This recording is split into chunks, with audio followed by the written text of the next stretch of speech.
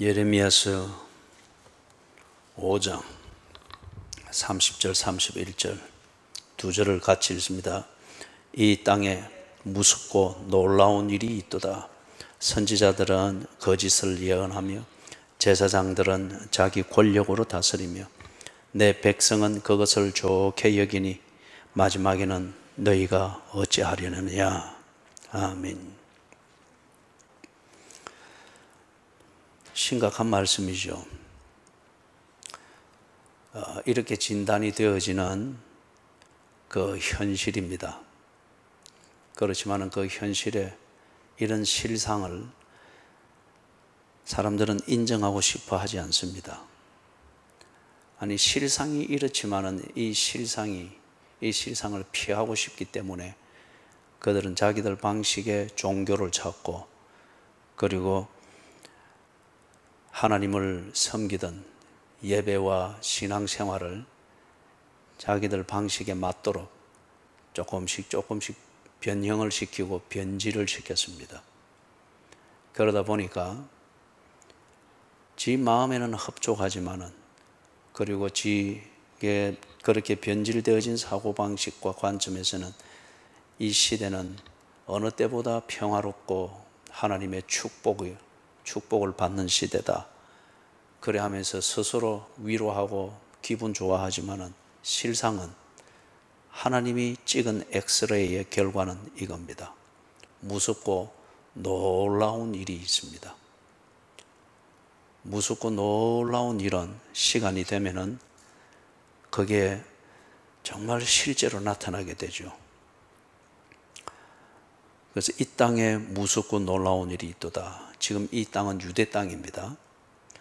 오전에 보았던 아모스가 하나님의 말씀을 선포하던 그 땅은 이스라엘에 있는 베델이고, 지금 예레미야가 선포하고 있는 이 땅은 유대 왕국에 있는 예루살렘입니다.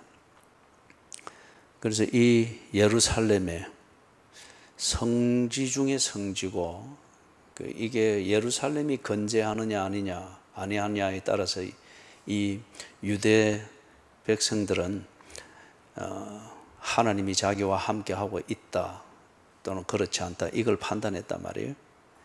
그때 어떤 면에서는 하나님을 믿기보다는 그들은 하나님과 관련되어진 이 예루살렘 도성, 그리고 그 안에 있는 예루살렘 성전이라고 하는 이 심벌, 이 상징을 그들은 더 믿었습니다.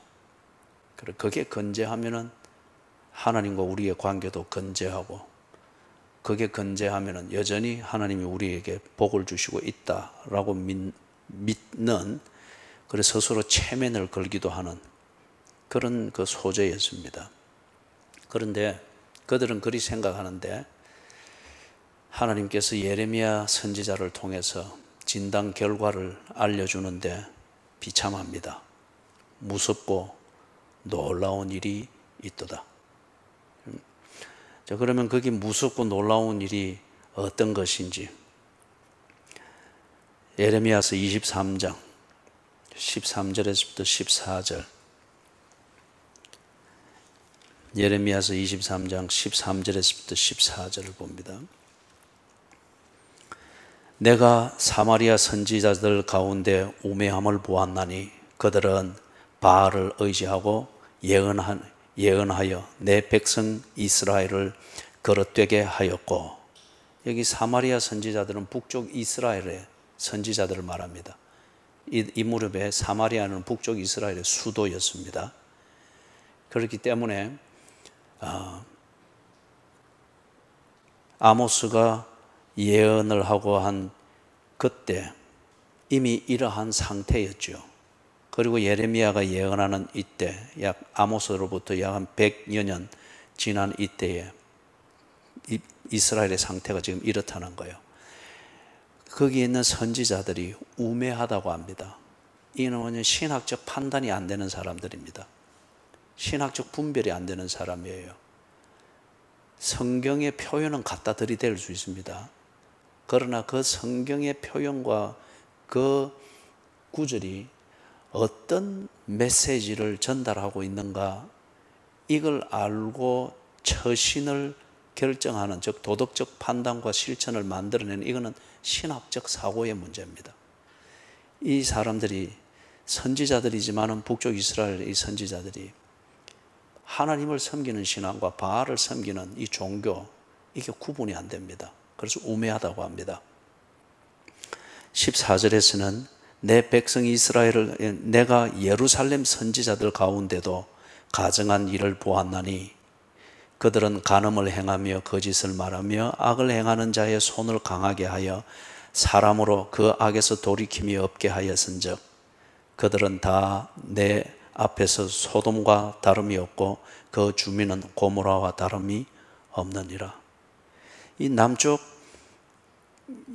유대 땅의 이 예루살렘의 선지자들, 이 당시 예루살렘의 선지자들이면은 자기들이 정통이라고 그렇게 자부심을 가지고 있습니다.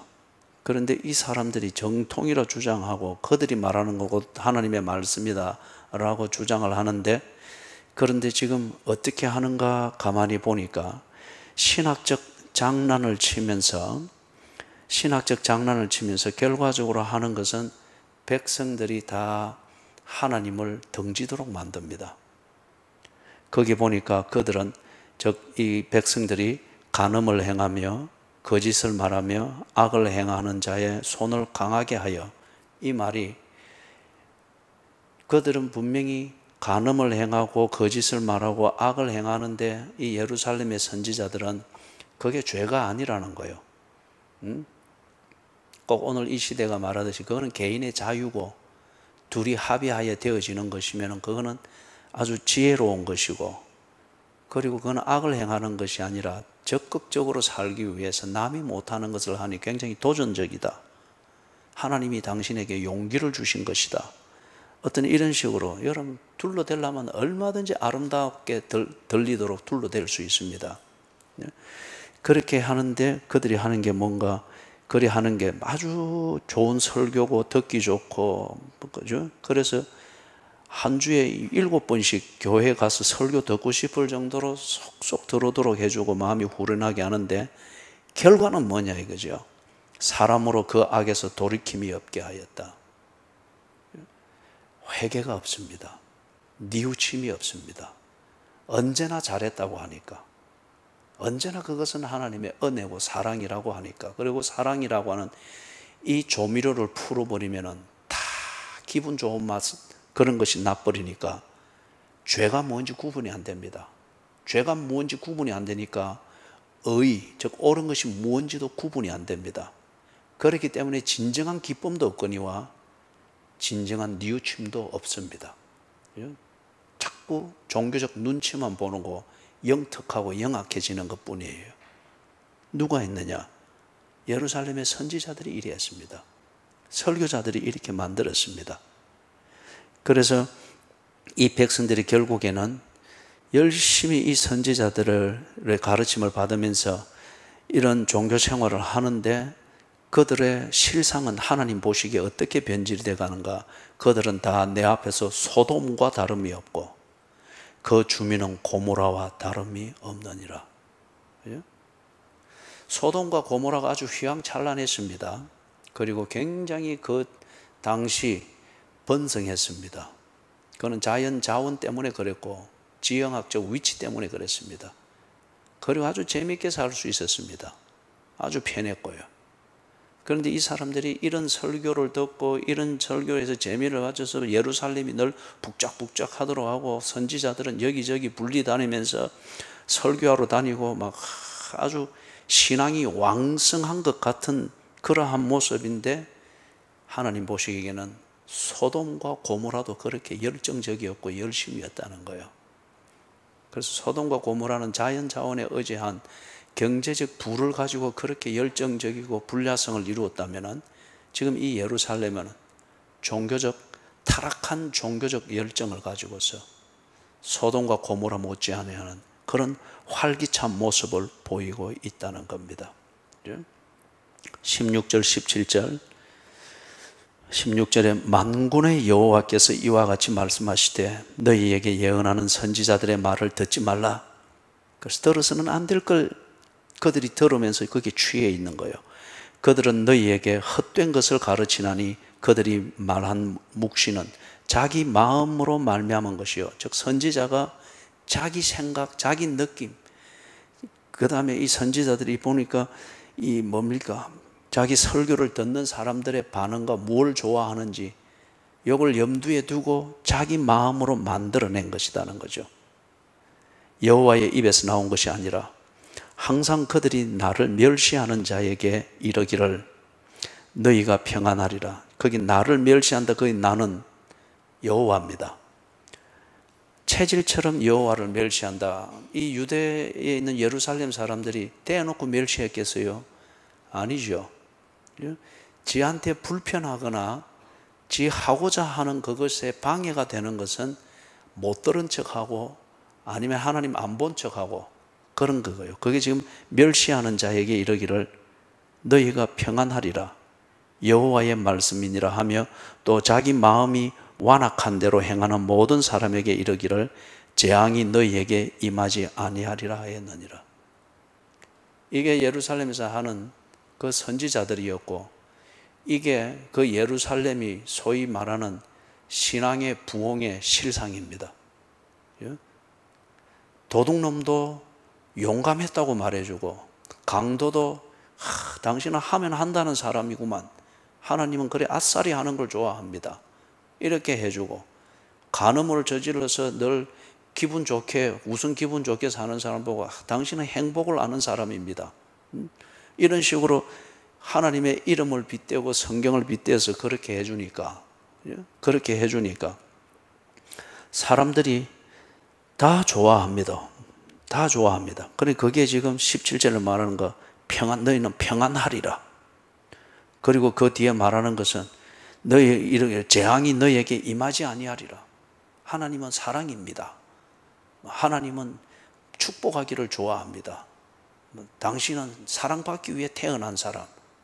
사랑받기 위해서는 먼저 십자가를 거치는 벌을 받아야 됩니다. 용서 없이 사랑의 긍정적인 면이 우리 삶에서 나타날 리가 없습니다. 그게 십자가를 통해서 우리에게 가르치는 진리죠. 그런데 선지자들이 십자가의 고통은 말하지 아니하고 십자가의 용서만 말하면서, 그러면서 이 모든 걸 합리화시켜 주는 거예요. 이게 성지 중의 성지인 예루살렘의 그 표면적 신앙의 분위기에, 왕성한 신앙의 분위기의 실상입니다. 그렇기 때문에 그들은 이 표면적인 즐거움과 기쁨과 그 다음에 듣고 싶은 것을 마음껏 듣는 것을 통해서 죄책감 없이 살 수 있으니 이렇게 해서 즐거운데, 지금 예레미야 선지자는 그들에게 이 땅에 무섭고 놀라운 일이 있느니라. 자, 그러면 그 무섭고 놀라운 일, 이 실상을 이야기를 합니다. 5장 31절 이야기를 하는데, 네 가지로 구분해서 자세히 살펴봅니다. 특히 선지자들에 대해서 자세히 살펴봅니다. 무섭고 놀라운 일, 그 첫 번째 게 뭔가, 선지자들은 거짓을 예언하고 있다는 거예요. 무섭고 놀라운 일입니다. 선지자들은 거짓을 예언하며, 6장 13절 14절, 오늘은 여러분들이 온라인 앞에 앉았어도 성경을 들으면서 찾으면서 그렇게 해서 눈으로 읽고, 그리고 귀는 스피커를 듣습니다. 13절, 6장 13절 14절, 이는 그들이 가장 작은 자로부터 큰 자까지 다 탐욕을 부리며 선지자로부터 제사장까지 다 거짓을 행함이라. 그들이 내 백성의 상처를 가볍게 여기면서 말하기를 평강하다 평강하다 하나 평강이 없도다. 이게 거짓이잖아요. 평강하지 아니한데 평강하다, 거짓이잖아요. 도둑놈인데 너는 적극적으로 사는 사람이다 말은 이게 거짓이잖아요. 우리 지금 현대 사회로 치는 것 같으면 딱 보이는 거예요. 교인들을 보면 대충 보이는 거예요.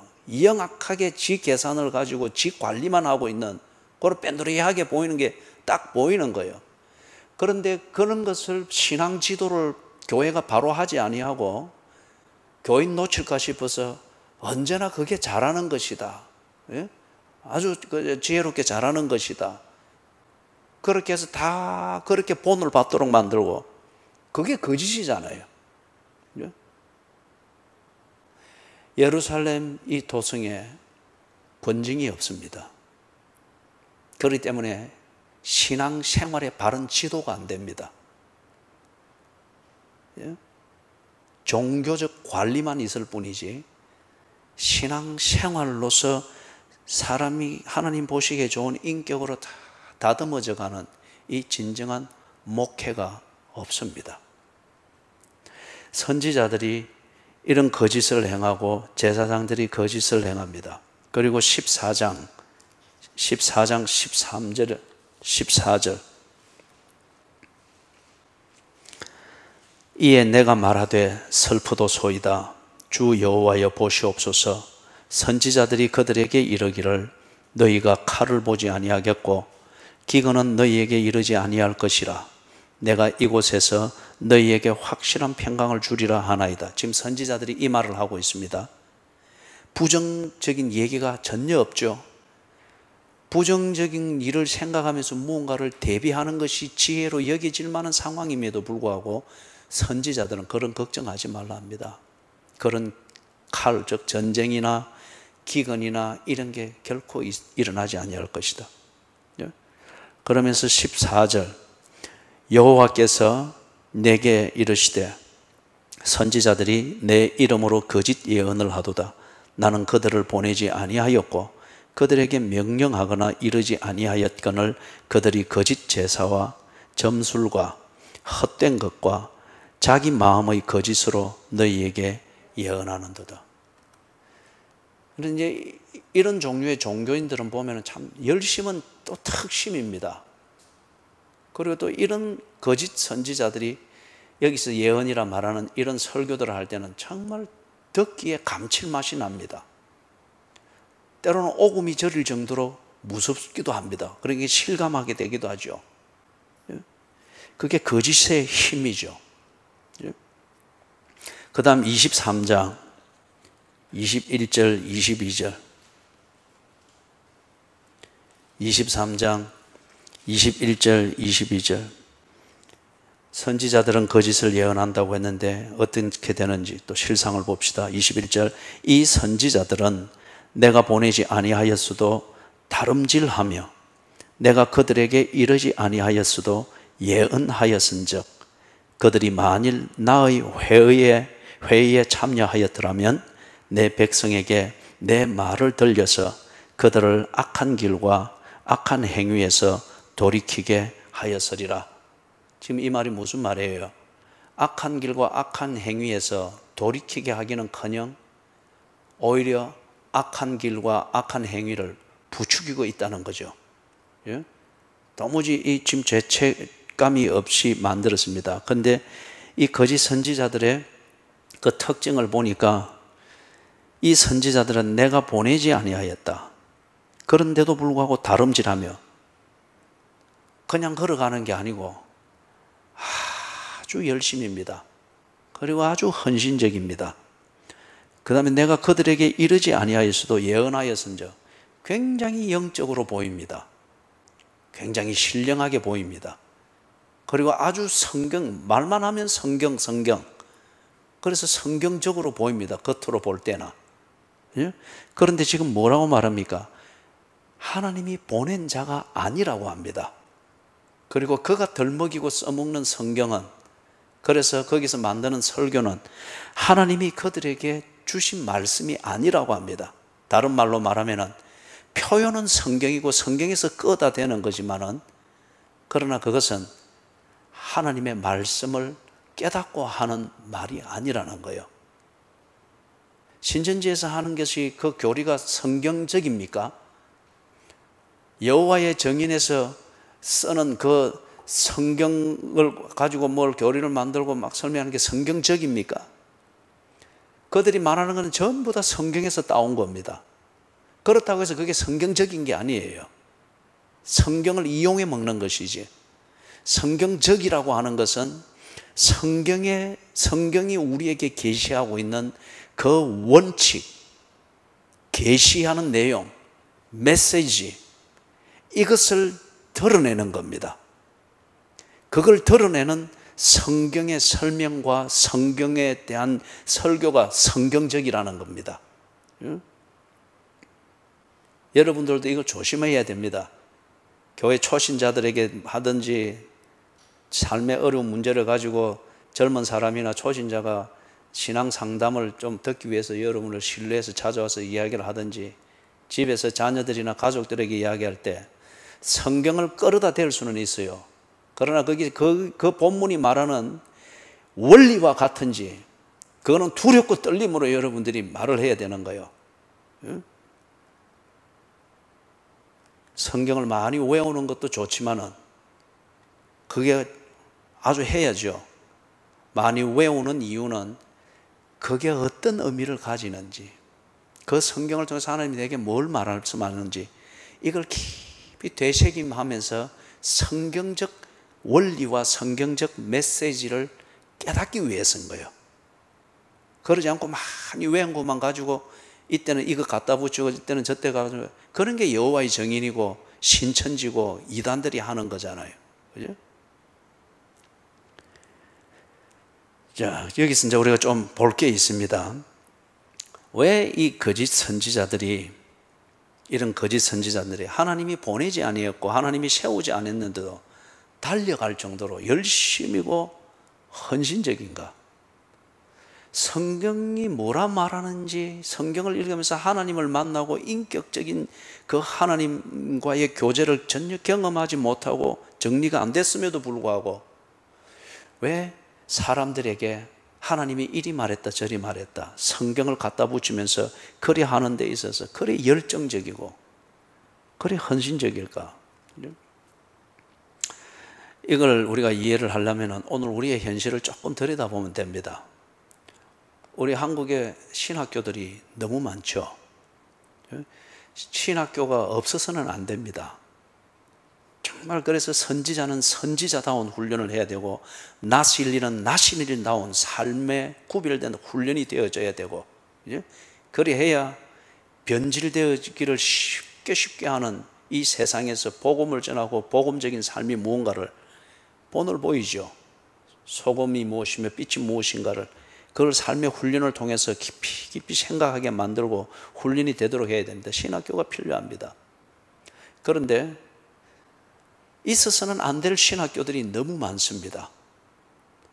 그리고 조그마한 그 공간만 있으면 간판을 신학교로 창문보다 더 크게 걸어 놓습니다. 어떤 이권 다툼을 통해서 깨어지면 그 교단의 교세를 위해서나 어떤 모양새를 위해서 신학교 간판부터 걸고 하는 이런 군소교단들이 얼마나 많은지 모릅니다. 그래서 조그마한 어떤 그런 데에서 야간에 모여가지고, 사랑하는 여러분, 야간에 모여서 한 3시간 정도 그리고 신학의 훈련을 받고 공부를 하고 이렇게 해서 하는 거, 그러한 자들의 목회가 필요한 그런 경우가 있습니다. 그런 부류의 사람들이 있고요. 그렇지만 지금 우리 한국의 이 교회의 실정과 교인들의 영성을 볼 때에 그 정도 야간에 남는 시간을 가지고서 여유 시간을 가지고 훈련받아서 전적인 목회를 한다. 안 됩니다. 여기서는 안 돼요.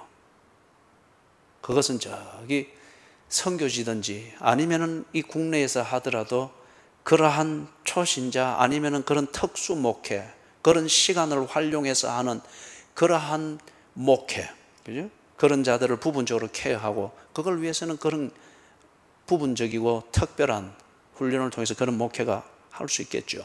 그래서 성경을 가르치고 할 수 있겠죠. 그러나 한국의 대부분의 신학교는, 군소신학교는 그런 게 아닙니다. 무엇을 가르치는지도 모릅니다. 그래서 제가 한 3, 4년 전에 어느 한 신학교, 뭐 거기는 규모는 제법 커요. 그러나 야간입니다.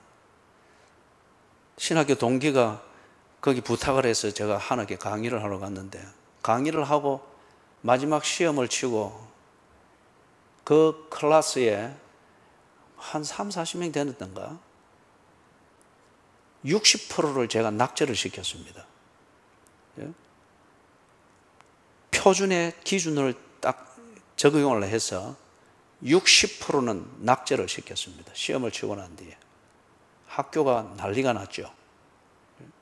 그리고 그 수업에 들어왔던 학생들 중에서 2명은 집으로 돌려보냈습니다. 내가 볼 때 당신은 목사로 부름받은 사람이 아니다. 돌려보냈습니다. 한 서너 번 진지한 상담 끝에 본인이 인정하고 그렇게 해서 자기의 길은 이게 아니다. 떠났습니다. 우리 한국의 상황일 것 같으면은 신학교에서 들어가서 한다. 다른 삶을 다 정리하고 신학교 들어가야 됩니다. 그리고 신학교에서 지적 훈련만이 아니라 영성과 인격과 삶과 그리고 목회의 인턴과 철저하게 훈련 받아야 됩니다. 철저하게 훈련 받아야 됩니다. 그리고 한국에 지금 이런 군소 신학교들이 이 표현이 좀 심할지 모르나 현실이 그러니까 장사가 되는 거는 부쩍 요즘 여자 목사가 되고자 하는 자들이 굉장히 많습니다. 이거 한국 교회가 이거 정리해야 됩니다. 제가 노회에서 이 문제를 한 2번 정도 기타 토의 시간에 이 질문으로 내놨지만 누구 하나 신경도 쓰질 않았습니다. 그때 제가 어려움을 겪고 있는 단계이기 때문에 더더욱이 발언해도 뭐 들을 그것도 없죠. 여자 목사를 해야 된다 그러면은 한국 교회가 이 부분에 대해서 신학적 성찰을 분명히 해야 됩니다. 이유가 없이 우리의 선조들이 그리고 초대 교회가 여자 목사를 세우지 않았겠어요? 이유가 있으니 그랬겠지 않겠습니까? 그게 교회의 유익을 위해서 필요한 거니까 그런 거예요. 이거는 성차별의 문제가 아니에요. 여자 목사가 되고자 하는 그분들의 진심이 일부는 진심이 남자들의 목사 지원생들보다 정결하고 정리된 분들이 분명히 있을 겁니다. 그죠? 그러나 그 진심을 꼭 이 시대의 어떤 목사라고 하는 이 직위를 가지고서 꼭 그렇게 돼야 되느냐 이거예요. 그래서 제가 이 질문을 하는 거예요. 왜 여성 교인들이 목사가 되려고 하는가? 그 중에는 적지 않은 경우에 뭐 미안한 말씀입니다만은 해당되어지는 케이스들이 제법 있으니까. 그래서 제가 아까 소개했던 신학교 갔을 때도 이 여성분들이 클래스에 과반수예요. 그래서 관심 있는 분에게 이래 한 번씩 간단하게 물어보면은 목사가 되기 위해서 왔다. 그런데 당신 교단에 왜 거기에서 신학 공부를 안 하고 여기서 합니까? 우리 교단에서는 여자 목사 안수를 안 합니다. 여기 와서 하면은 목사 안수를 받기 때문에 목사가 되기 위해서 이 교단에 왔습니다. 어떻게 생각하세요? 내가 원하는 것, 그게 옳은지 틀린지도 아직 검증이 안 됐어요. 내가 원하는 걸 얻고 성취한다고 하면은 교단도 그런 이유로 쉽게 옮긴다고 하면은 그런 종류의 사람이 목사가 됐을 때 그 절개를 어떻게 믿을 수가 있어요?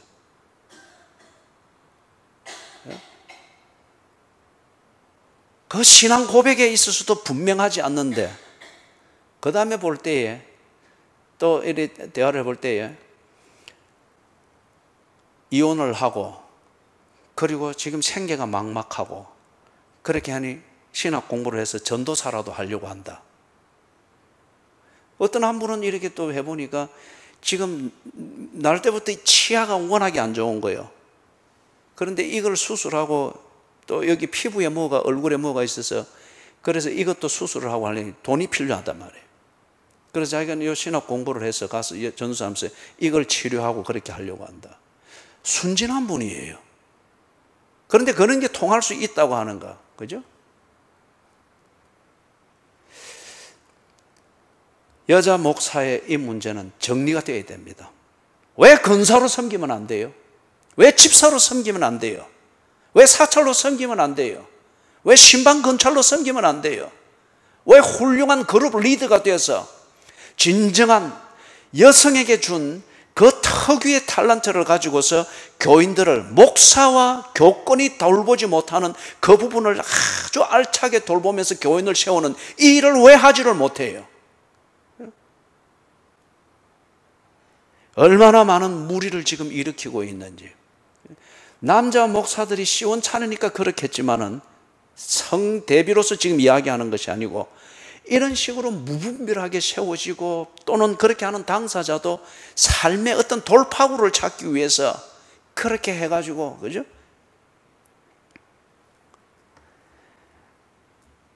그리고 한 가지 더 우리 실상에서 돌아볼 것은 왜 이 거짓 선지자들이 난무하는가? 우리가 개신교의 특징 중에 하나가 개교회주의입니다. 그죠? 이 개교회주의가 장점도 있지만은 성경의 근거도 있기는 있습니다. 그러나 이게 교회 정치상 큰 단점을 만들 수도 있죠. 그렇기 때문에 어떻게든지 교회를 개척하고 그 다음에 어떻게든지 달려가고 예언하고 막 이렇게 열심과 헌신과 이걸 해서 어떻게든지 교회를 키우려고 합니다. 그 키운다고 하는 것은 사람을 훈련시키고 복음을 전파하고 그래서 준비된 자를 그 달란트를 따라 때를 따라서 파송이 되도록 하고 이게 아니고 사람 숫자 늘리고 그래서 자기 교회 짓고 그리고 더 늘리고 영향력 있고 재정적으로 자립을 하고 그리고 숫자적으로 부흥을 하고 자기 건물을 가지고 그 다음에 뭔가 이름과 유명세를 좀 떨치게 되는 이런 쪽으로 이게 부흥이고 교회의 목양의 가치로 여기면서 개교회 주인이 이런 것에 대해서 신학적 검증이나 영성 지도나 이런 게 감독 없이 자기 교회 중심으로 이렇게 가는 거예요. 목사와 교인들이 다 뭐 공감해서 좋으면 그게 옳은 걸로 다 그리 밀고 가는 거예요. 그러다 보니까 그것에 대한 동력을 계속 제공할 수 있는 설교면은 다 통하는 거예요. 거짓 선지자들이 만들어질 수밖에 없는 그런 한국교회의 실정입니다. 난립되어진 신학교들이 없어야 됩니다. 저는 이 면에 있어서 정부가 교육의 수준의 잣대를 가지고 개입을 좀 했으면 좋겠어요. 여자 목사의 문제, 이거 교단 차원에서 정직하게 이거 정리되어야 됩니다. 여성들에 대한 신앙교육 교회에서 바로 하고 한편 한국 교회의 올바른 성장과 성숙을 위해서 여성 목사가 필요한지 교단 차원에서 진지하게 몇 년이 걸리더라도 진지하게 성경적인 원리를 검증하기 위하여서 논의가 되어야 됩니다. 그런 동안에 한편 여성 교인들이 절개 없이 이 남자 저 남자 내게 좀 원하는 명품을 받을 수 있다면 또 이 남자하고 뭐 데이트를 하고 이런 식의 영적 간음을 하지 못하도록 교회가 철저히 권징하고 지도해야 됩니다. 그 신학교에서 면담을 해볼 때 그 어느 뭐 교회 집사입니다. 남편은 그 교회 장로인 거예요. 또 어느 분은 해보니까 권사인데요. 그 남편은 안수 집사인 거예요. 그 학교에서 추천서 다 받는데 당회장 추천서. 장로 부인이 안수 집사 부인이 여자 목사 되기 위해서 자기 교단 신학교도 아닌 그 교단 그리고 이 교단에서는 그 신학교에 대해서 공식적으로 인정을 하진 않는 거예요. 그런데 그 당회장이 장로 눈치 보고 안수 집사 눈치 봐서 추천서를 써줬기 때문에 온 거잖아요. 거짓 선지자죠. 거짓이 난무하고 거짓이 옳은 수단으로 통할 수밖에 없는 그러한 환경입니다. 그런 수요가 있고 그렇기 때문에 수요를 채워서 공급을 하면은 소위 말하는 빗나간 부흥을 만들 수 있다라는 믿는 어떤 이런 게 지금 예레미야서 14장 13절 14절에서 말하고 예레미야서 23장 21절 22절에서 말하는 이 거짓 선지자들의 맹목적인 헌신, 자기의 목적을 채우기 위한 어떤 그런 열심, 그리고 아주 신비하게 보이죠. 예언을 만드는데. 선지자들은 거짓을 예언하며 지금 이 무섭고 놀라운 일을 보고 있는데 한 군데만 더 보십시다. 27장 9절에서부터 10절. 27장 9절 10절. 너희는 너희 선지자나 복술가나 꿈꾸는 자나 술사나 요술자가 이르기를 너희가 바벨론의 왕을 섬기게 되지 아니하리라 하여도 너희는 듣지 말라. 그들은 너희에게 거짓을 예언하여 너희가 너희 땅에서 멀리 떠나게 하며 또 내가 너희를 몰아내게 하며 너희를 멸망하게 하느니라. 지금 이것은 어떤 문맥인가 하면은 예레미야 선지자가 시드기야 왕에게, 유다 왕국의 마지막 왕 시드기야 왕에게 하나님의 말씀을 전하는 겁니다. 그 이전에 이 시드기야 왕이 주변에 이 정치적인 선지자들에게 둘러싸여 가지고 정치적 선지자들은 시드기야 왕에게 절대 안 망합니다. 저 바벨론 저렇게 겁주고 해도 겁내지 마십시오. 하나님이 보호하사 우리 유다는 안 망합니다. 그래 했단 말이에요. 듣기 좋은 소리죠. 그죠? 불안을 없애준 게 아닙니다. 불안의 원인을 없애준 건 아니에요. 그냥 불안하는 심리를 달래주었을 뿐이에요. 이게 정치적 선지자들이 둘러싸 가지고 이렇게 울고 있으니까 시드기야가 하나님께 경고받은 대로 해야 될 일을 하지 않는 거예요. 거기에 대해서 지금 예레미야가 하나님의 말씀이라 믿는 그것을 직언을 하고 있는 겁니다. 저 정치꾼 선지자들의 말을 믿지 마십시오. 그런 설교 믿지 마십시오. 하나님의 말씀은 이것입니다. 당신은 망합니다. 이 땅은 망합니다. 왜냐하면 망할 짓을 해왔기 때문에, 그리고 돌이킬 길을 주었으나 듣지 아니하고 더욱더 강팍하여서 당신의 길을 고집하고 있기 때문에 반드시 망합니다.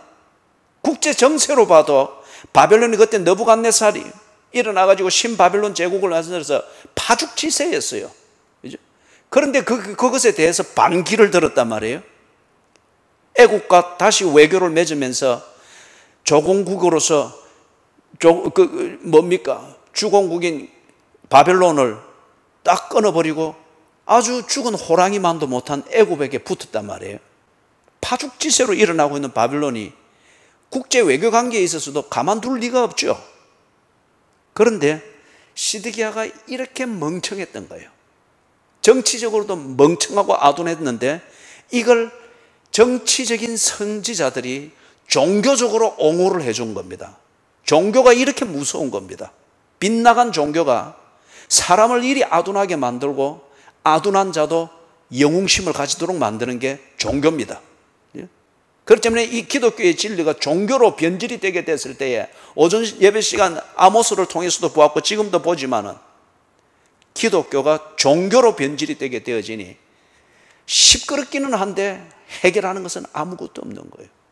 사람은 북적거리는데 절개를 지키는 그리스도인이 조그마한 환난만 와도 절개를 지키는 그리스도인들이 그렇게 보이질 않는 거예요.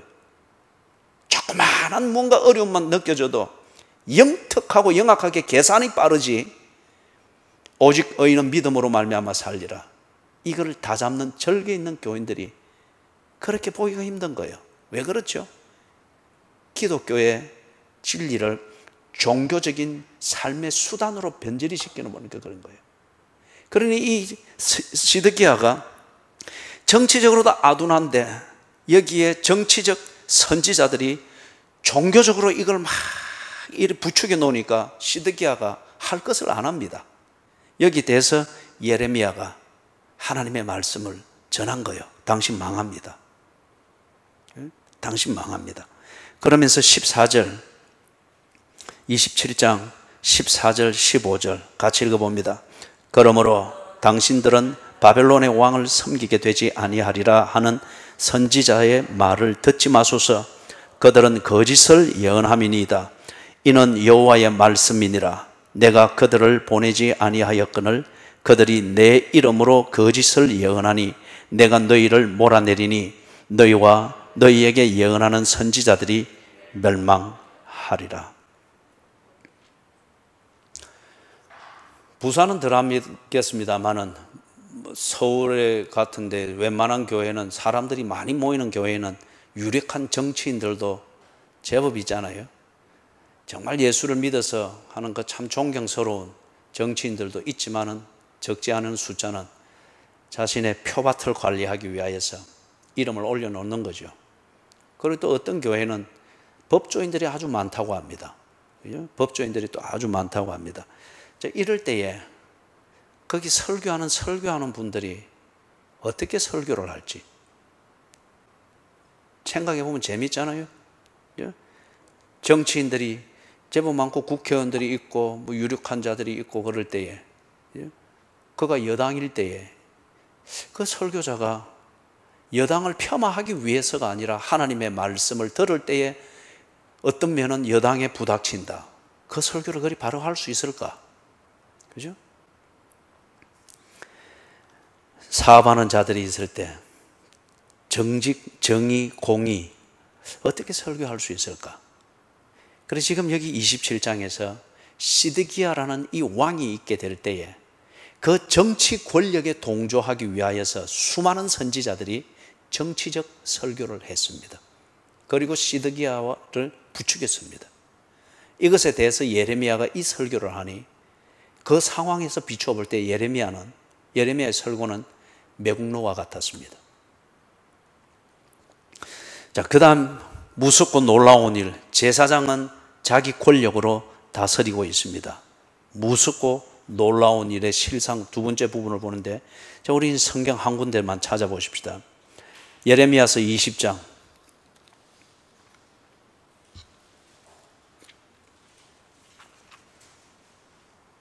1절에서 6절. 자, 여기 바스홀이라고 하는 사람이 나오죠. 이 사람이 제사장입니다. 임멜의 아들 제사장 바스홀은 어떤 정도 교권이 있는가 하면은 여호와의 성전의 총감독이라. 일종의 우리 이 지금 현대 교회의 정치 제도에 그거로 비교를 해서 표현하자면은 어떤 총회장 같습니다. 총감독이라. 그가 예레미야의 이 일을 예언함을 들은지라. 그래서 이 예레미야가 예언하는 것을 이래 듣고 이게 다 망한다니까, 그죠? 이래 하면 망합니다. 하나님이 허락하지 않습니다. 그러니까 이 바소올이 총감독의 이 권위를 가지고서 예레미야의 입을 막았습니다. 감옥에 가두어서 목에 착고를 채운 거예요. 말을 하지 못하도록. 그리고 어디 다녀서 사람을 만나서 설교하지 못하도록. 그게 3절까지 글이 나오죠. 3절에 다음날 바스홀이 예레미야를 목에 씌우는 나무 고랑에서 풀어주매 예레미야가 그에게 이르되, 즉 바스홀에게 이르되, 여호와께서 네 이름을 바스홀이라 아니하시고 마골맛 사빕이라 하시느니라. 내가 그 마골밋 사빕 이걸 읽을 때에, 집에서 읽을 때에 입속에서 장난삼아 이래 나오는 게 마골밉상. 이 제사장이 마골밉상이 되어버린 거예요. 지금 예레미야가 그 나라가 듣기 싫은 설교를 하고 있고, 시드기야 왕이 들으면은 실상을 알게 될 때에 주눅이 들고 기가 꺾일 수 있는 그것을 막으려고 했고, 시드기야가 친애국 정책을 주장하는 이 정치인들, 국내 대신들의 이 간언을 듣고 해서는 안 될 외교적 정치를 바꿔버린 거예요. 바벨론과의 관계에서 애굽으로 바꿔버린 거예요. 이것이 잘못됐다는 겁니다. 그죠? 그렇게 한다고 해서 이 국운이 펴질 게 아닙니다. 아모스 선지자를 통해서 오전에 봤던 것처럼 여호와께로 돌아가는 이 중심에서 외교를 생각하고 국책을 생각하고 정치를 생각하셔야 됩니다. 그런데 자꾸 이 간언을 듣고 온 사회에 평배해 있는 이런 불의함과 이런 약육강식과 무전유죄, 유전무죄 있던 이런 사고방식에 맞춰서 그런 간언을 듣고서 이렇게 하는 것, 당신이 아둔합니까? 이래서 풀어지는 게 아닙니다. 그래서 친애국 정책을 주장하고 있는 이 국내 대신들의 소리를 듣고 애국으로 바꿨단 말이에요. 그러니 이게 뭐 뻔한 거잖아요. 그래서 지금 예레미야가 그 말씀을 한 거예요. 왜 왕이여, 왜 하나님을 생각하지 못합니까? 왜 당신의 신앙 고백으로 돌아가지 못합니까? 왜 유다 땅의 정체성으로 돌아가지 못합니까? 왜 이런 장난으로 이 호주머니로 여쭙고 맞고 저쪽 호주머니로 이 호주머니, 왜 이런 장난, 이런 간언의 귀를 기울여서 어렵게 만듭니까? 지금 이 설교를 할 때에 이 총감독이라고 하는 제사장이 이러면은 국론이, 그 좋은 말로 국론이 분열되고 왕이 기가 죽고 뭔가 추진력이 없어지고 뭐 이렇게 한다. 딱 입을 막은 거예요. 예레미야가 갈라치기를 하는 거요, 이 제사장이 지금 갈라치기를 하는 거예요. 누가 지금 국민의 여론을 갈라치게 하고 있는 거예요? 예레미야의 설교가 그렇게 하고 있는 거예요? 아니면은 이 시드기야가 그렇게 하고 있는 거예요? 그리고 이 편을 들고 있는, 교권을 가지고 휘둘고 있는 이 총감독이라고 하는 이 바스홀이라는 제사장이 이 짓을 하고 있는 거예요. 하나님이 판단하실 것입니다. 그리고 하나님이 평가하실 것입니다. 그 정치적 가치에 대해서는. 그런데 예레미야의 이 설교가, 거친 설교가 보다 구체적으로 나타납니다. 4절에 보니까 첫 번째, 그들의 원수들의 칼에 엎드러질 것이요 내 눈은 그것을 볼 것이다. 이게 그들은 누굽니까? 이 제사장의 척근들입니다. 그러면 이 사람들이 교권을 가지고 있는 사람들이고 어떤 이 신앙적 문제에 대해서 정책을 결정할 수 있는 권력을 가지고 있는 사람들입니다. 그렇기 때문에 예레미야 같은 사람이 100번을 이야기해도 바소를 비롯하여서 이 교권을 가지고 있는 이 임원진들이 정책을 이리 결정해버리면 예레미야의 이 설교는 그냥 광야에 외치는 소리인 거예요. 시행되는 것은 이 정책대로 되는 거예요. 그런데 예레미야의 설교의 첫 번째에서 당신과 당신의 척건들이 바로 이것을 친구에게 두려움이 되게 하리니, 이 말은 제사장 저런 식으로 해서는, 바소울처럼 해서는 이렇게 비참해지는구나. 교권을 가지고서 이런 식으로 휘둘고 정치적 선지자 노릇하고 정치적 종교꾼이 되어지면은 이런 결과를 하나님이 똑똑히 보고 이런 결과를 쏟아 부으시는구나. 두려움이 되게 하리라. 그죠? 그 다음에 두 번째 그래 하면서 그들의 원수들의 칼에 엎드러질 것이요 내 눈은 그들을 볼 것이며, 두 번째, 온 유다를 바벨론 왕의 손에 넘기리니 그가 그들을 사로잡아 바벨론으로 옮겨 칼로 죽이리라. 바소홀은 유다는 안 망한다고 했습니다.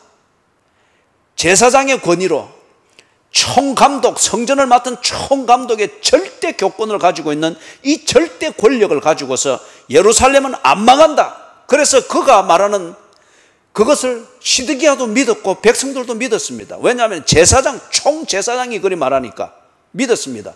그런데 제사장이 이 거짓을 가지고 목회를 할 때에 그 제사장의 권위대로 되는 것이 아니라 그 거짓대로 된다는 것이요.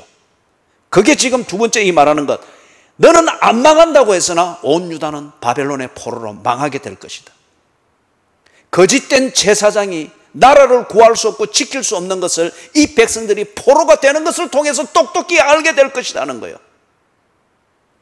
세 번째 이야기하는 것은 5절에 또 이 성읍의 모든 부와 그 모든 소득과 그 모든 귀중품과 유다 왕들의 모든 보물을 그 원수의 손에 넘기리니 그들이 그것을 탈취하여 바벨론으로 가져가리라. 이 제사장은 신비한 제사를 드리고 그리고 제사장이라는 이 권위와 신비감을 가지고 교권을 행세를 하는 걸 통해서 백성들을 부귀영화를 누리도록 만들고 그리고 뭔가 다 제사장의 축도를 하면서 백성들이 복을 받는 것을 느끼는 것처럼 이렇게 했단 말이에요. 그래서 백성들은 그렇게 믿었습니다. 그 목양을 믿었습니다. 그런데 그것 때문에 이 백성들이 제사장의 그 신비감을 믿었지 예레미야와 같은 광야에 외치는 자의 소리인 것처럼 들리는 하나님의 말씀을 듣지를 못했습니다. 그런데 어떻게 된 거예요? 제사장이 백성들의 부귀영화를 지켜줄 수 없었습니다. 거짓된 제사장이 그 포로처럼 하는 그러한 분위기와 신비감으로 백성들의 부귀영화를 지켜주지를 못했습니다. 망한다는 거예요. 네 번째 6절에서 너와 네 집에 사는 모든 사람이 포로되어 옮겨지리니 네가 바벨론에 이르러 거기서 죽어 거기 묻힐 것이라. 제사장이면은 하나님이 축복하고 복을 받아서 이 사람뿐만 아니라 그 가족도 번성하고 다 백성들 앞에 나타나서 그리고 예루살렘 성전에 모인 순례자들 앞에서 그 신비감과 교권으로 치장되어진 그 예복을 입고 쫙 할 때에 저 사람의 삶과 저 사람의 가족은 정말 복의 근원이고 여기도록 만들었습니다. 그래서 사람들이 다 제사장이 말하는 대로 들으려고 했습니다. 그런데 실상이 어떻게 된답니까? 그 거짓된 목회와 그 거짓된 종교적 행위가 가정을 지킬 수 없다는 겁니다. 여호와께서 집을 세우지 아니하시면 집 짓는 자의 수고가 헛사라고 했지 않습니까? 제사장의 이 권위로 거짓된 목양으로 그 집마저도 세울 수가 없다는 거예요. 오늘 얼마나 교회 안에 목사와 장로들과 권사들과 집사들의 가정에 부끄러운 일들이 많은지, 자기 방식대로 기도하고 자기 방식대로 교회 생활하고 지 고집대로 하면은 교회가 가정이 번듯한 것처럼 행세는 하나 들여다보면 얼마나 부끄러운 것이 많은지. 지금 그 모델이 이겁니다. 바스홀이 제사장이라는 이 권위와 신분과 그것에 두르고 있는 교권의 이 오라를 가지고 자기는 복 그 자체인 것처럼 그렇게 해서 시드기야 왕을 비롯해서 백성들이 이 제사장을 믿되 하나님의 말씀을 무시하고 멸시하도록 만들었단 말이에요. 그런데 제사장이 말한 대로 된 것이 아니라 제사장이 말한 정반대로 됐습니다. 그래서 6절에서는 지 자신과 지 가족들마저도 지켜낼 수 없는 제사장의 그 경건의 외식이 그대로 드러나 버린 거예요. 그래서 그 마지막에 보니 6절 마지막에 너와 너의 거짓 예언을 들은 네 모든 친구도 그와 같으리라 하셨느니라. 소돔과 고모라를 빠져서 황급히 짐도 못 챙기고 도망가는 것이 지혜고 사는 길이듯 거짓된 선지자에게서 떠나십시오. 거짓된 제사장에게서 떠나십시오. 신비감에 속지 마시고 내 불안감을 없애준다는 분위기에 속지 마시고 성경이 그러한가를 살피면서 하나님의 말씀대로 예배드리고 하나님의 말씀이 권고하는 것, 이것을 순종하는 것이 옳은 것입니다.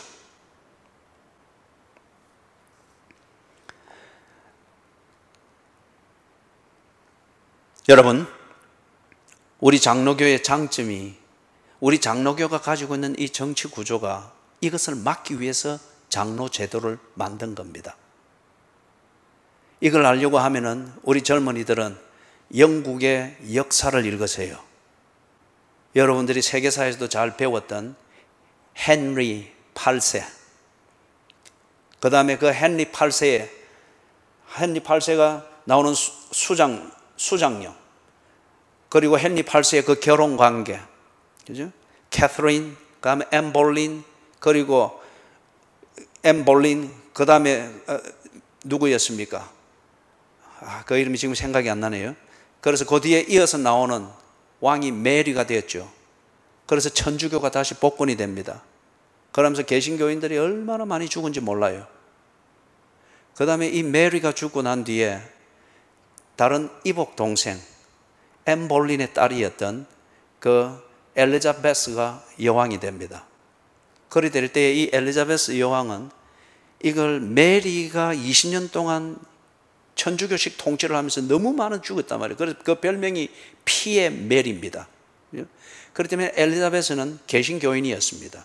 개신교로 돌리되 이런 천주교와 이런 유혈 사태가 일어나지 않기 위해서 영국식 개신교로 정리를 해갔습니다. 이게 지금 우리나라에 들어와 있는 성공회입니다. 성공회는 영국의 국교입니다. 민족주의적 그러한 기독교로 개종이 된 거예요. 자, 그렇게 올 때에 가만히 보니까 엘리자베스 여왕이 이렇게 성경에 근거한 개신교적으로 이렇게 칼빈주의도 참고하고 이렇게 해서 만드는데, 영국의 자존감과 주체성을 딱 세워서 이렇게 만드는데, 그런데 가만히 보니까 여전히 천주교적 요소도 남아있고 막 이렇단 말이에요. 신기를 안 건드리려고 하니까 그런 게 남아있고 주교가 있고 뭐 이렇단 말이에요. 그래서 거기서 교인들이, 지각이 있는 이 교인들이 딱 보니까 이게 한 주교가 모든 것을 통할하고 그 교구를 통할하고 결정을 내리고 뭐 영성을 지도하고, 이거는 비성경적이다. 이 구조가 맞지 않다. 그거는 로마 천주교식이에요. 그러나 엘리자베스 여왕은 그걸 남겼습니다. 그게 제도 관리가 되기 때문에. 그런데 이게 비성경적이다라고 해서 이 성경에 대해서 이미 자기들의 영어로 자기 글로 읽고 성경에서 말하는 원리가 뭔가에 대해서 깨어난 성각자들이 대단히 많았어요. 오늘 아모스 거기서 볼 때 이때에 지혜자가 입을 다물고 있다고 했잖아요. 그러나 그때 엘리자베스 여왕 때에 그때에 영국의 이 지혜자들은 말을 했습니다. 그래서 이런 주교든지 어떤 이런 제도로서 교회 정치를 해서는 안 되겠다. 각 교인마다 자기의 영성이 있고 신앙 고백이 있고 정직함이 있고 기도가 있으니 그들이 모여서 언론하고, 그래서 가장 성경적인 것을 결정하고 가장 교회답게 그렇게 생활을 지도하고 교회를 꾸려가야 된다. 그렇게 해서 만든 게 뭔가 하면은 장로라는 제도였어요. 그리고 그들은 주교든지 어떤 이런 제도를 거부하면서, 그래 되다 보니까 그런 영국 교회, 국교회에 있을 수가 없는 거예요. 쫓겨나거나 제발로 걸어 나오거나 그 안에 있으면서 이런 개혁을 주장을 하니까 그 사람들을 보고 뭐라는 거는 청교도라고 합니다. 청교도라는 게 뭔지를 알고 우리가 이야기를 해야 되는 거예요. 오늘날 껄핏하면 청교도라고 하면서 자기 주장을 합리화시키고 성경적이라 말하는데 아주 미신적인 요소를 보이는 사람들도 대단히 많단 말이에요. 정광훈 씨도 청교도라고 주장을 했습니다. 청교도 신앙을 주장을 했습니다. 청교도의 출발은 그렇게 되었고, 그 청교도 후대의 청교도라 불리는 그들이 성경으로 돌아가는 그 개혁적이고 신앙 고백적인 정직에서 나오는, 그래서 교회 정치 제도가 성경적이 되어야 된다 하는 이것을 가지고서 만든 게 장로 제도였어요. 식견이 있고 영성이 깊고 성경에 대하여서 정직하고 삶의 도덕성이 존경을 받고, 어디 가서도 영국 국회에 가서도 당당하게 성경적 입장에서의 개신교의 이 입장을 대변할 수 있는, 그죠? 그 영국 국회에 다 각부의 요인들이 모인 거기서 감히 발언을 할 수 있겠어요? 그러나 그 담대히 말할 수 있는 이런 사람들을 다 선출해서 그들이 언론하고, 그래서 성경적인 뭔가를 언론한 거예요. 왜 그렇게 한 거예요? 주교든지 천주교식의 주교나 사제나 신부가 가지고 있는 이 제왕적 권위를 가지고 교회를 휘두르는, 이때에 이 바스홀이 휘두른 것 같은 이 제왕적 권위를 행사하지 못하도록 분산시킨 거예요. 그게 장로제도입니다. 그런데 오늘날 아이러니하게도 이 한국 교회가 장로들이 제왕적 권위를 휘두르잖아요. 목사들이 그렇게 키웠습니다. 그렇게 키운 거예요.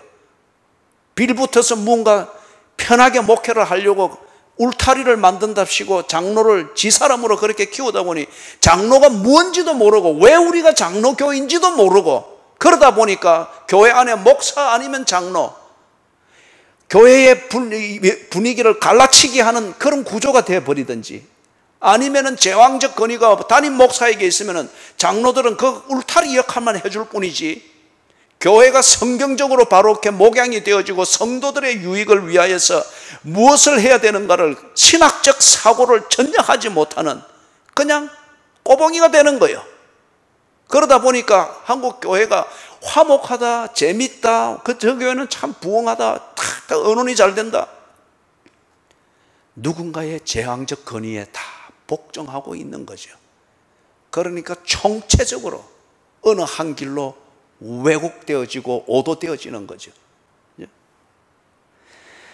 바스홀이라고 하는 이 제사장의 제왕적 권위를 더 이상 발휘하지 못하고 이게 성경적인 목양을 방해할 수 없도록 하기 위해서 장로라는 이 제도가 만들어졌습니다. 그리고 장로교, 대한예수교 장로회는 이것에 뿌리를 두고 있는 거예요. 그렇다고 하면은 담임 목사가 제왕적 권위를 발휘해서 교인들의 영적인 체질이나 신학적 사고나 어떤 그런 성도의 교제 이것을 바스홀처럼 좌지우지해서는 안 됩니다. 모든 담임 목사에게는 이런 성향과 잠재성이 얼마든지 있습니다. 환경이 되어지면 자기도 모르게 나올 수가 있는 거예요. 이것을 바로 제어하면서 생산적으로 섬김이 되도록 하기 위해서 정말 뛰어난 장로들을 세우는 거예요. 우리 교회에 이런 장로를 하나님께서 주실 줄로 믿습니다. 이런 장로들을 주실 줄로. 그렇게 해서 정말 목회를 동지가 되어서, 그래서 바울이 항상 자기와 함께 있는 디모데나 누가나 이런 동료들을 보고 뭐라 불렀습니까? 동력자라고 부른 거예요. 동력자.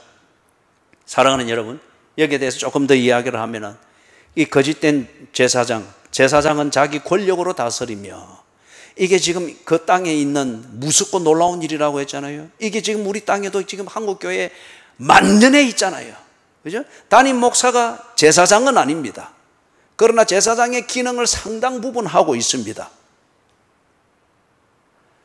이것이 생산적으로 그리고 성경적인 구조에서 제어가 되고 정리가 되고 생산적으로 이게 협력이 되는 장로의 제도, 정말 성경적인, 그리고 청교도들이 성경으로 돌아가기 위하여서 교회 정치 제도를 그리 만들었던 이 전통이 살아나야 됩니다. 근데 보면은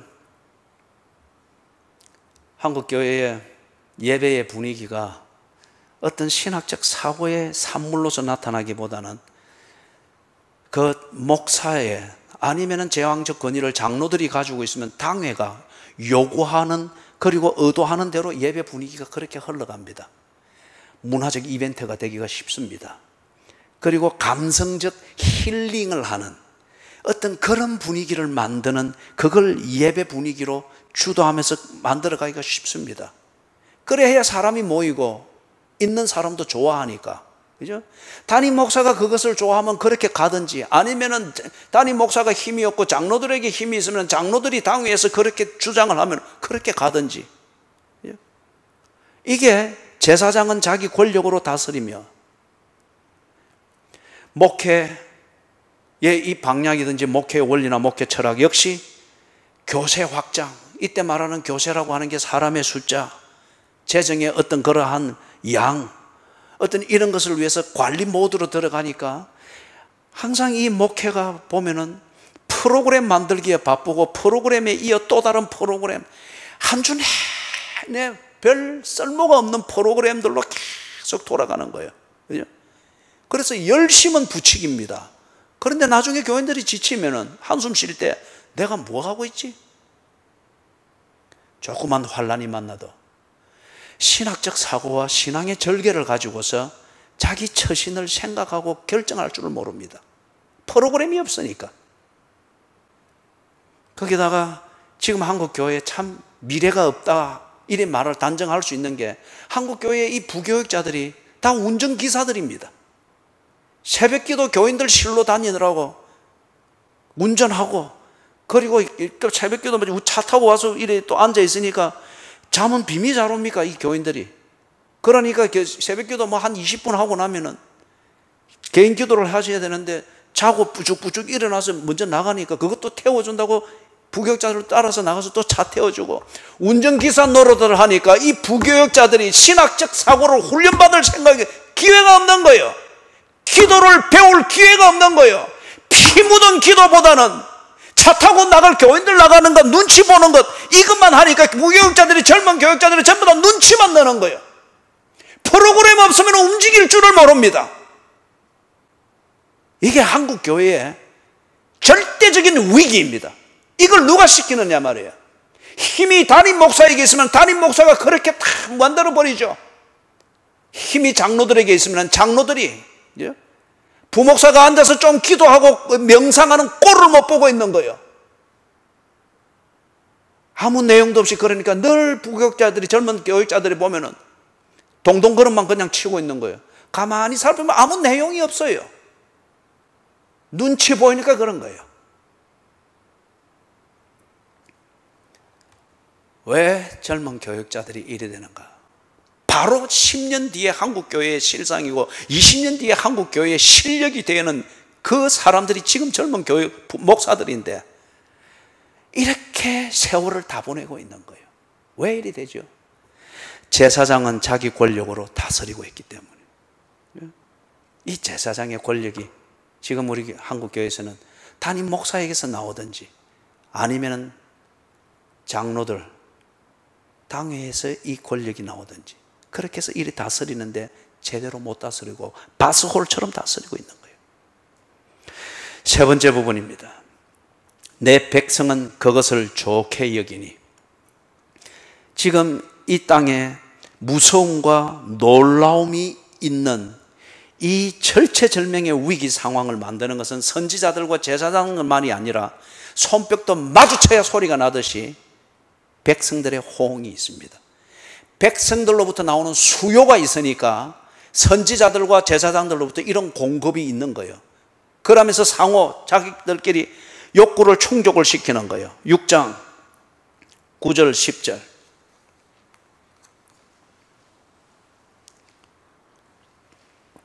6장 9절 10절 같이 읽습니다. 시작. 만군의 여호와께서 이와 같이 말씀하시되 포도를 따듯이 그들이 이스라엘의 남은 자를 말갛게 주우리라. 너는 포도 따는 자처럼 내 손을 광주리에 자주 놀리라 하시나니 내가 누구에게 말하며 누구에게 경책하여 듣게 할꼬. 보라, 그 귀가 할례를 받지 못하였으므로 듣지 못하는도다. 보라, 여호와의 말씀을 그들이 자신들에게 욕으로 여기고 이를 즐겨하지 아니하니. 백성들의 귀가 할례를 받지 못했답니다. 그리고 백성들이 여호와의 말씀을 설교자들이 자신들에게 욕으로 여기고 이를 즐겨하지 아니한다고 합니다.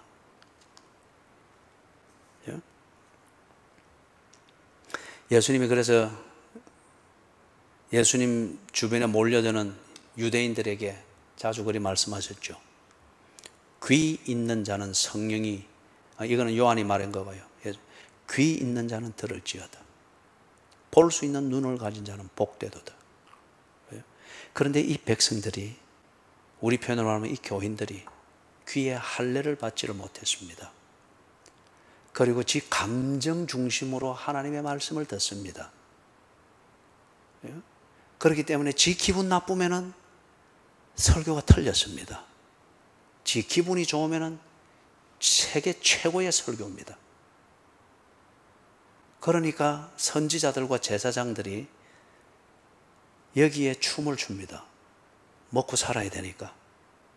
아니면은 교회 부흥이라고 하는 세속의 개념으로 부흥을 추구하는데 그런 분위기가 필요하니까 손뼉이 마주쳐서 아주 큰 소리를 냅니다. 20장 7절 8절.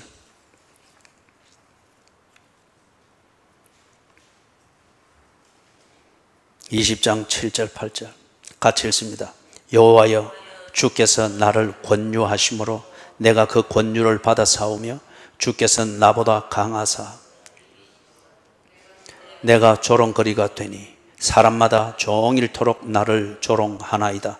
내가 말할 때마다 외치며 파멸과 멸망을 선포함으로 여호와의 말씀으로 말미암아 내가 종일토록 치욕과 모욕거리가 됨이니이다. 아멘. 예레미야가 왜 설교하는 것 때문에, 자기 설교의 내용 때문에, 그리고 그것에 충실하고자 하는 것 때문에, 지금 이 예레미야서 분위기를 보면 예레미야가 이것 때문에 지 생계를 전혀 돌보지 못하고 있습니다. 자신의 생계를 전혀 돌보지 못하고 있어요. 왜 이것에 집중하는가? 그리고 20장 여기에서는 그 뒤에 이어지는 9절 이하에서 보면은 하나님께 불평을 합니다. 하나님, 나도 먹고 살아야 되지 않습니까? 그죠?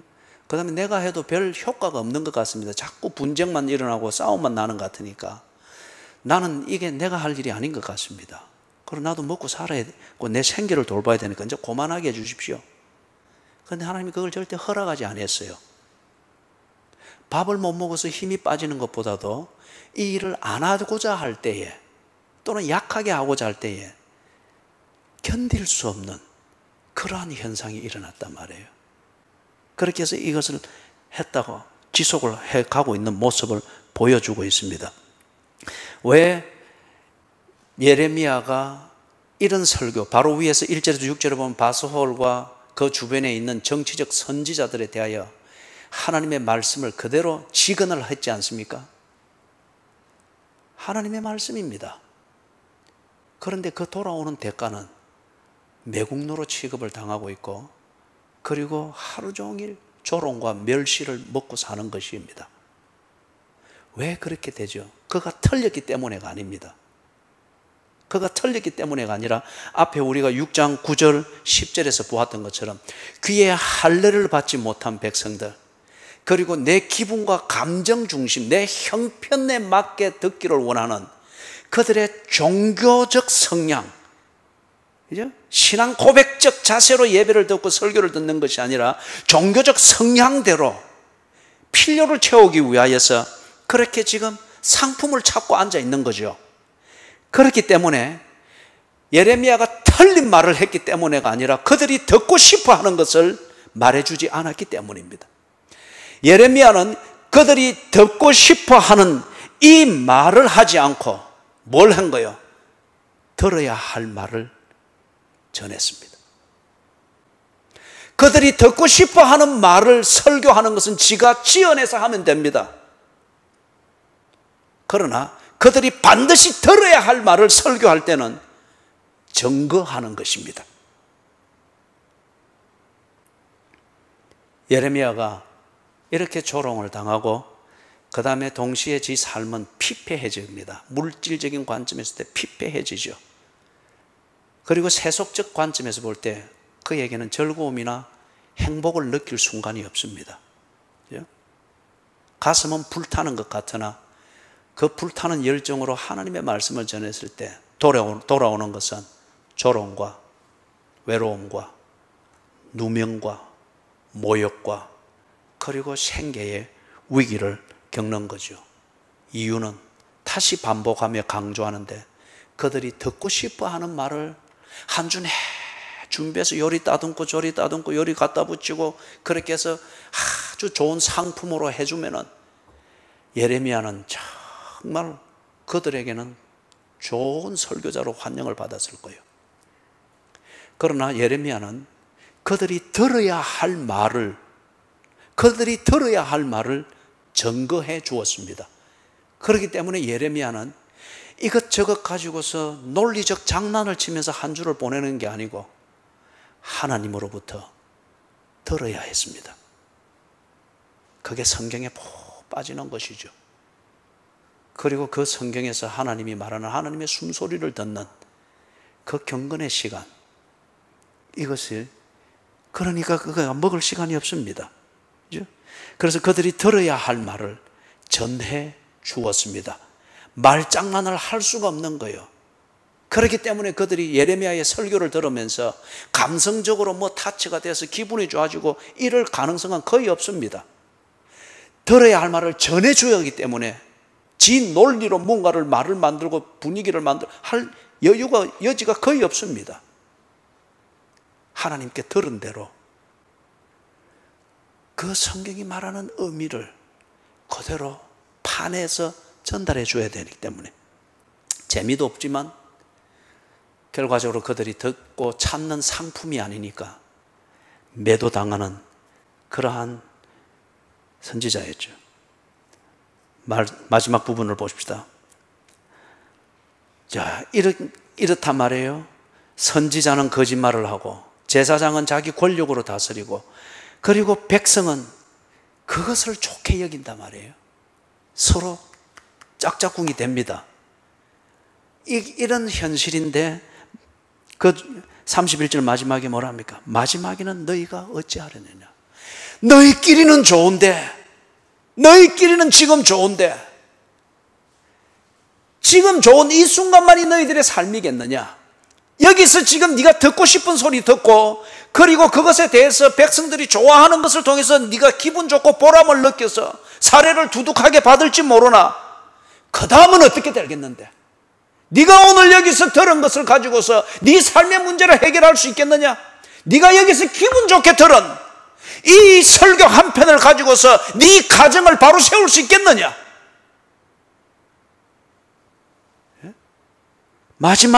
마지막에는 너희가 어찌하려느냐? 사랑하는 여러분, 아까 우리가 보았죠. 거짓 선지자들이 열심을 내고 자원하고 그리고 그것을 통해서 백성들이 그들에게 몰립니다. 자, 그렇다고 해서 그가 선지자였습니까? 거짓 선지자라고 했습니다. 대형 교회다라고 해서 꼭 그 교회가 진정한 설교가 있는 데라고 꼭 그렇게만은 말할 수가 없습니다. 그렇다고 해서 조그마한 교회로서 청빈하게 보이게 그리고 단순하게 찬송 한 장 부르고 설교만 2시간씩 하는, 그렇다고 해서 그게 진정한 의미에서 청교도 신앙을 보수하고 있는 진정한 교회라고 말할 수 있느냐? 껍데기만 보고 그리 말할 수는 없다는 거예요.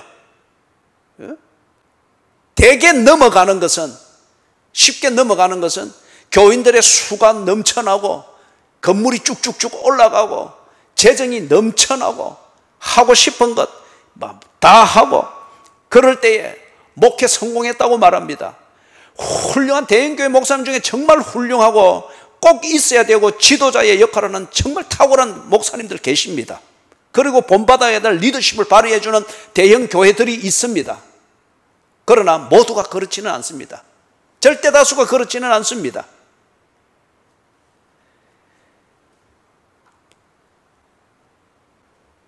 프로그램이 쉴 새 없이 돌아가고 여러 명의 부교육자들이 쉴 새 없이 차를 몰고 여기저기 쑤시고 다니면서 뭐 신방이라 해봐야 눈도장 찍는 거죠.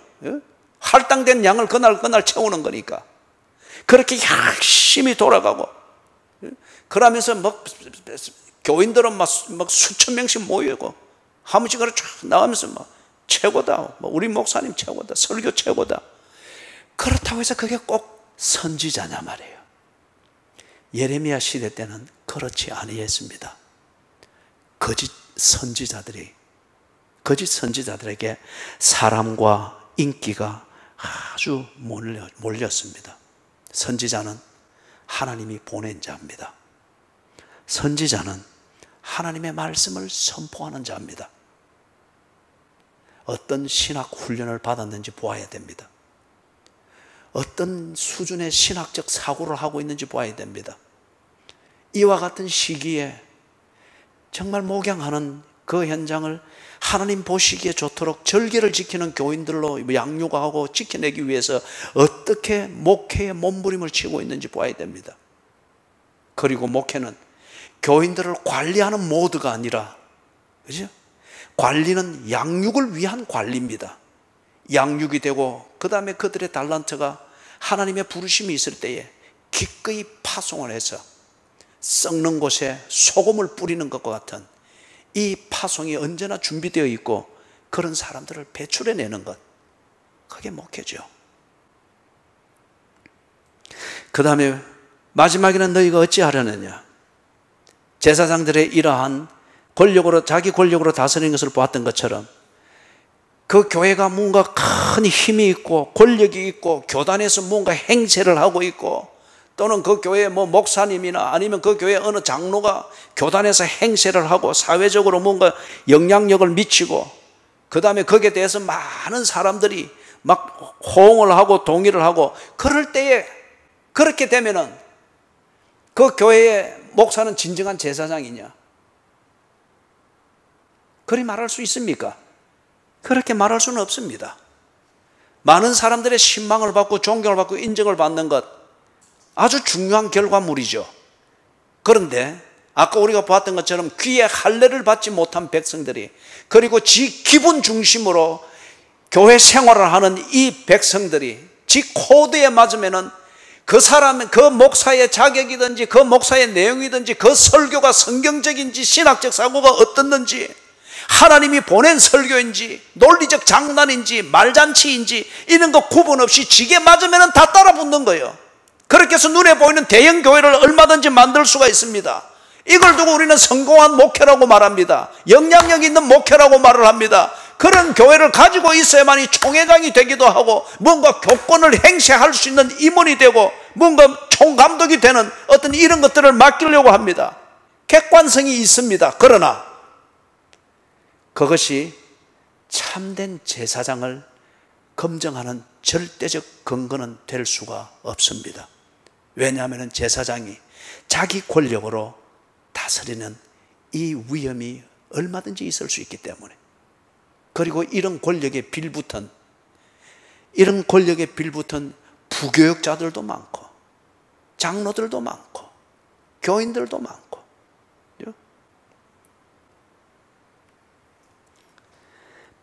세 번째로 우리가 봤던 것 백성이 좋아한다고 해서 그죠?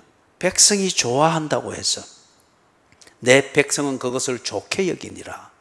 백성이 좋아한다고 해서 절대 다수의 교인들이 그것을 좋아하고 찬성한다고 해서 그게 하나님의 은혜인가? 그게 하나님이 기뻐하시는 증거인가? 그렇지 않습니다. 교회의 본질은 민주주의가 아닙니다. 교회의 본질은 다수에 의해서 결정되는 게 아닙니다. 백성들이 좋아했던 것은 지 기분에 맞기 때문이고 할례 받지 못한 귀도 거룩한 귀라 말해 주었고 할례 받지 못한 귀로 들었던 성경을 지게 맞도록 요리해서 이용해 먹으면서 간음도 하고 도둑질도 하고 강도짓도 하고 악을 행했으나 그러나 그것도 하나님이 주시는 사랑이고 기회라고 하는 식으로 부추겨주고 합리화시켜주니 백성들이 좋아했습니다. 그래서 그러한 설교와 그러한 가르침과 목양과 관리가 많은 사람들을 끌어모았습니다. 많은 사람들을 끌어모았습니다. 그런데 예수님이 말씀한 대로 한번 체질을 쑥 하니까 코로나19 같은 걸로 한번 체질을 쑥 하니까 없습니다. 그죠? 현상보다도 더 큰 엄살과 두려움과 공포심을 가지고 하나님의 날개 깃 아래 보호를 받는 것이 아니라 자신의 영악한 계산 아래 다 숨어 들어가고 없습니다. 그렇기 때문에 이런 환난 없을 때에 백성들이 좋아해서 수천 명씩 몰리고 하루 종일 한 주 내내 프로그램이 돌아가고 하던 그래서 백성들이 좋아하고 제잘거리고 하던 그게 하나님의 은혜였습니까? 아니었습니다. 그게 하나님이 기뻐하시는 현장이었습니까? 아니었습니다.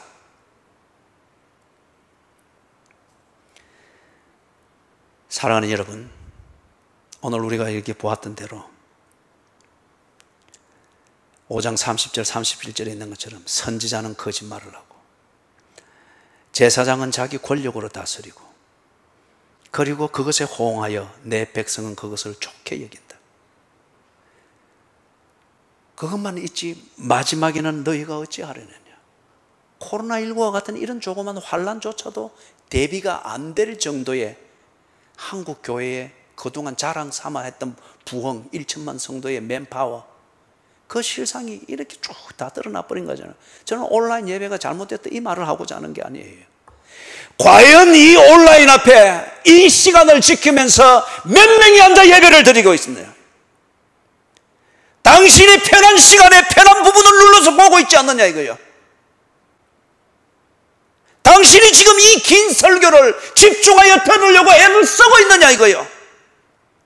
온라인 예배가 잘못됐다는 말을 하고자 하는 게 아니에요. 초대교회 때 카타콤의 무덤에 숨어서도 예배를 드렸습니다. 영국 국교회가 생기고 그 앞에 메리 여왕이 천주교식으로 환원을 시키면서 불태워 죽이고 잘라 죽이고 톱으로 켜 죽이고 피의 여왕의 면모를 드러낼 때에 그때의 교인들이 숨어서 예배를 드릴 때 3명, 4명, 그죠? 그것도 회중 예배였습니다. 3명, 4명, 창고와 가정에 아니면 들판에 아니면 일부러 술집을 가장을 해가지고 그런데 스파이가 들어와가지고 그게 진정한 내 안에서는 예배라고 하는 것이 알려질 때 송두리째 잡혀가서 죽기도 하고 이런 의미로서의 우리가 잠시 이 온라인 예배를 정부 시책에 맞춰서 같이 공조를 한다고 이 자체를 잘못됐다 말하는 게 아니에요. 그러나 이 온라인 예배를 회중 예배를 드리듯이 당신이 지금 드리고 있느냐 이거예요. 이 온라인 예배 시간을 지키기 위해서 당신이 회중 예배를 위하여 교회에 나오듯 시간을 관리하고 있느냐 이거예요. 당신이 지금 입고 있는 옷은 어떤 옷이요? 당신은 지금 위에 옷을 걸치고 있습니까? 옆에 팝콘을 두고 이것을 지금 보고 있는 것은 아니에요. 백성들이 이런 편리주의를 좋아하고 이게 하나님의 은혜라 선지자들은 그렇게 가르치고 제사장들은 그런 예배 분위기를 가르쳤습니다. 이게 지금 한국 교회의 체질인 것 같으면 이걸 우리가 부정할 수 없고 한국 교회에 이것이 만연해 있고 이게 우리의 체질이고 한국 교회가 말하는 부흥의 실상이 이거일 것 같으면 지금 이 땅에는 무섭고 놀라운 일이 있습니다. 지금 이 땅에는 평강이 있는 것이 아니라 무섭고 놀라움이 있습니다. 예레미야는 이 무섭고 놀라움 대비하라고 외치는 덕에 조롱과 멸시만을 받고 있었습니다. 사랑하는 여러분, 여러분의 가정을 챙기십시오. 여러분의 가정이 정말 하나님의 은혜의 현장인지, 그것을 증명하는 여러분의 근거는 무엇인지, 그게 여기서 지금 말했던 그런 종류의 선지자의 설교와 그런 종류의 제사장이 이끄는 예배에 중독되어진, 그래서 문제의식을 못 느끼는 그것 때문에 여러분의 가정이 지금 하나님의 은혜의 자리고 하나님의 기쁨의 자리고 천대에 이르도록 복을 받는 통로가 열렸다고 하고 있다면 착각이요, 착각이요.